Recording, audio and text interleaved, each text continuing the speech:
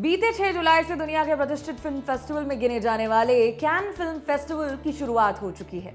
2020 में corona virus pandemic की वजह से फ्रांस में लॉकडाउन था। किसी पब्लिक इवेंट के आयोजन की परमिशन नहीं थी, इसलिए कैन फिल्म फेस्टिवल को भी कैंसिल करना पड़ा। 74वां कैन फिल्म फेस्टिवल पहले 11 मई से शुरू होकर 22 मई को खत्म होना था, मगर परिस्थितियों को देखते हुए इसे 6 जुलाई से शुरू करके 17 जुलाई को खत्म किया जाना है। इस साल कैन में हिस्सा लेने वाली किन फिल्मों पर नजर रहने वाली है, वो स्टोरी और वीडियो आप हमारी वेबसाइट पर जाकर पढ़ और देख भी सकते हैं। आज हम आपको इस फिल्म फेस्टिवल के सबसे दिलचस्प और मजेदार किस्से सुनाने जा रहे हैं। हम कैन फिल्म फेस्टिवल इतिहास की उन घटनाओं की बात करेंगे जिन्हें दुनिया कभी नहीं भूल पाई। नमस्ते, मैं हूं सोनाली, आप देख रहे हैं द मैटनी शो।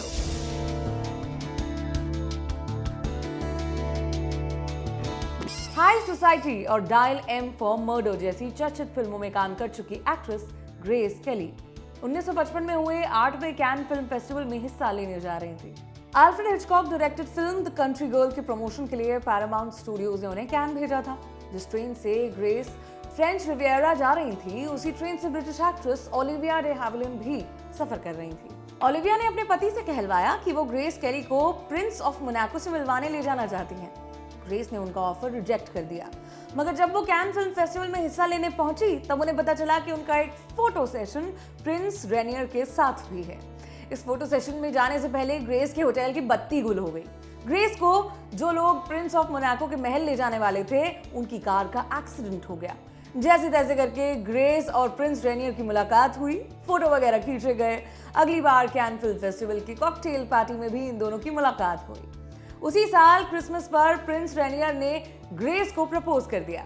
18 अप्रैल 1956 को इन्होंने शादी कर ली। इस शादी को मेट्रो गोल्डविन में स्टूडियो ने टीवी प्रसारित करवाया, जिसे 30 मिलियन यानी 3 करोड़ से ज्यादा लोगों ने देखा। मीडिया प्रिंस ऑफ मोनाको और ग्रेस केली की शादी को वेडिंग ऑफ द सेंचुरी बुला चुकी है। इसे कैन फिल्म फेस्टिवल के इतिहास में हुई सबसे चर्चित घटनाओं में गिना जाता है।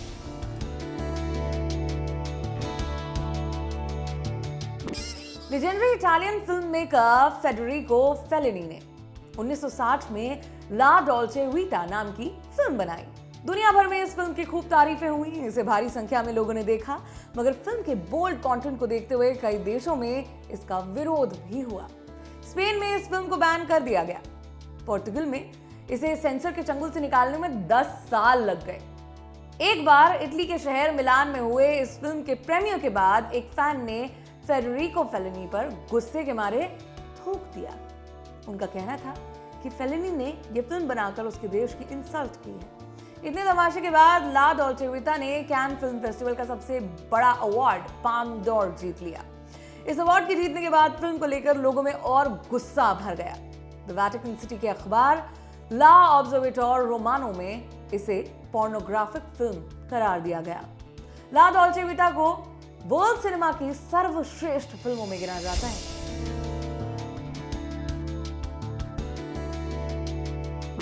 1992 कैन फिल्म फेस्टिवल में एक्टर जॉन क्लॉड वैन और डॉल्फ लंग्रेन अपनी फिल्म यूनिवर्सल सोल्जर को प्रमोट करने के लिए पहुंचे थे। कई मीडिया रिपोर्ट्स के मुताबिक इन दोनों एक्टर्स के बीच में काफी तनाव था। यूनिवर्सल सोल्जर के प्रीमियर से पहले रेड कार्पेट पर जॉन और डॉल्फ के बीच जुबानी जंग शुरू हो गई, जो धीरे धीरे हाथापाई में तब्दील हो गई। वहां मौजूद लोगों ने उन्हें एक दूसरे से अलग किया। इसे 45वें कैन फिल्म फेस्टिवल का हाईलाइट माना गया।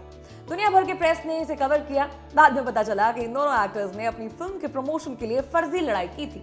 अपने इंटरव्यू में बताया, हम रेड कार्पेट पर जाने से पहले एक ड्रिंक पी रहे थे और जॉन क्लॉड, जो कि शोमैन है, वो ये पब्लिसिटी स्टंट करना चाहते थे। कुछ लोगों को आज भी लगता है कि वो लड़ाई रियल थी।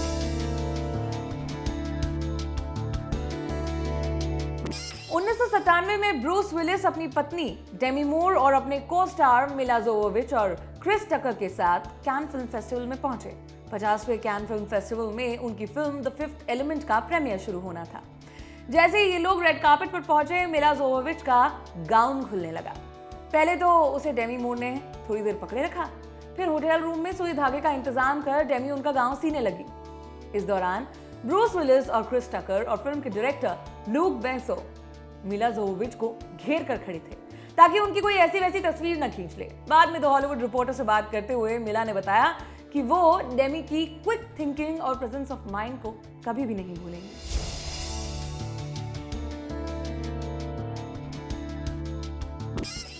2006 में साशा बैरन कोहेन की फिल्म बोरात रिलीज हुई। इस फिल्म का पूरा नाम था Borat cultural learnings of America for make benefit glorious nation of Kazakhstan. Film की कहानी एक कजाकिस्तानी टीवी प्रेजेंटर बोरात के बारे में थी। अब अमेरिका टूर करके ये अपनी फेवरेट पामेला एंडरसन से मिलना चाहता था। इस फिल्म का कैन फिल्म फेस्टिवल से कोई लेना देना नहीं था। नहीं ये फिल्म वहां प्रीमियर हो रही थी, न ही किसी अवार्ड के लिए compete कर रही थी। बावजूद इसके फिल्म के lead actor Sasha Baron Cohen इस फिल्म फेस्ट में पहुंच गए और ऐसे पहुंचे कि दुनिया भर में हंगामा मच गया। साशा इस प्रतिष्ठित फिल्म फेस्टिवल में नियॉन कलर की बिकनी पहनकर पहुंचे थे। उन्होंने वहां कई लोगों के साथ फोटो वगैरह खिंचवाए और फिर वापस चले गए। ये प्रमोशनल स्ट्रैटेजी थी जो उनकी फिल्म बोरात के थीम के साथ काफी मेल खाती थी।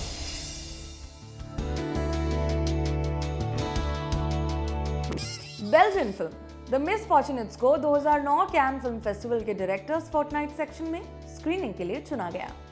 डायरेक्टर फेलिक्स वॉन ग्रूनेन को लगा कि यह फिल्म प्रमोशन के लिए सही मौका है, मगर वो खास तरीके से अपनी इस फिल्म को प्रमोट करना चाहते थे ताकि पूरी दुनिया की नजर उन पर पड़े, जिससे उनकी फिल्म ज्यादा से ज्यादा लोगों तक पहुंचे। फेलिक्स चाहते थे कि वो अपनी फिल्म का एक सीन यहाँ क्रिएट करें जिसमें स्ट्रोबल फैमिली के लोग नंगे साइकिल चलाते दिखे। प्रेस कॉन्फ्रेंस से कुछ घंटों पहले फेलिक्स ने अपने इस प्लान को अंजाम दे दिया। वो अपनी फिल्म के एक्टर्स के साथ नंगे होकर वहां की सड़कों पर साइकिल चलाने के लिए निकल गए। उनकी साइकिल के पीछे एक आदमी सभी के अंडरपैंट्स लेकर चल रहा था। अगर उन्हें वहां इस हरकत के लिए गिरफ्तार कर लिया जाता है तो ये अंडरवेयर उनके काम आएगा। इसे कैन फिल्म फेस्टिवल इतिहास के सबसे बिजार मोमेंट्स में गिना जाता है।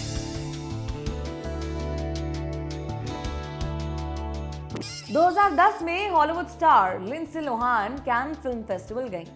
चर्चा थी कि वो इस फेस्टिवल में पॉर्न स्टार लिंडा लवलेस की लाइफ पर बनने वाली फिल्म की अनाउंसमेंट करेंगी, मगर ऐसा कुछ नहीं हुआ।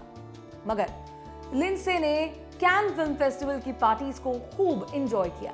बस दिक्कत ये रही कि एक कोर्ट केस के प्रोबेशन के लिए उन्हें अमेरिका लौटना था, मगर वो पार्टी के चक्कर में समय पर लॉस एंजलिस नहीं पहुंच सके। उनकी तरफ से जारी किए गए स्टेटमेंट में कहा गया कि उनका तो पासपोर्ट गुम गया था, इसीलिए वो फ्रांस से बाहर नहीं निकल पा रही थी। लिंडसे इधर पार्टी एंजॉय करती रही। अमेरिका में उनके खिलाफ जज ने अरेस्ट वारंट जारी कर दिया। 2007 में एक ड्रंकन ड्राइविंग केस में लिंडसे लोहान को अरेस्ट किया गया था। उन्हें 24 घंटे की जेल की सजा हुई, मगर जेल में भीड़ इकट्ठा होने के कारण वो 84 मिनट के बाद ही बाहर आ गई थी। इसी मामले में लॉस एंजलिस के एक कोर्ट में सुनवाई चल रही थी, जहां लिंडसे को सशरीर पहुंचना था।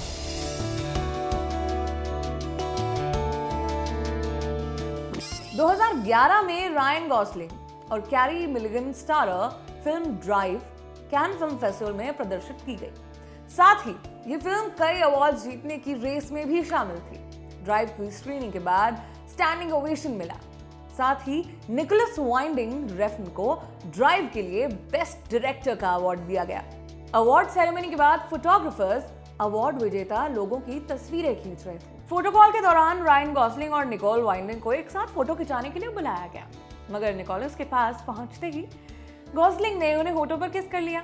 जाहिर तौर पर यह फिल्म को मिले सम्मान की खुशी में हुआ था और इस घटना को ऐसे ही रिपोर्ट भी किया गया। इसे किसी भी इफ बट का शिकार नहीं होने दिया गया। –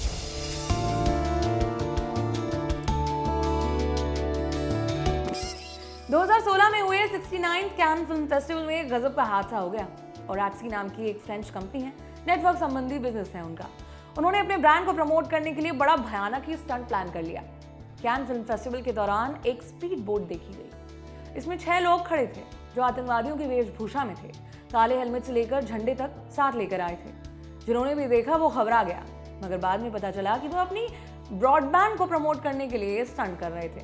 इसे इतिहास का सबसे खराब प्रमोशनल स्ट्रैटेजी माना गया।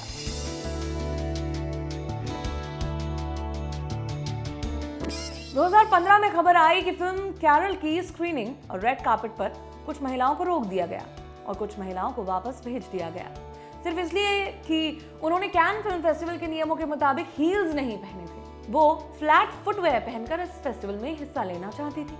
बाद में पता चला कि कुछ महिलाओं के साथ धक्का मुक्की कर उन्हें बाहर निकाल दिया गया।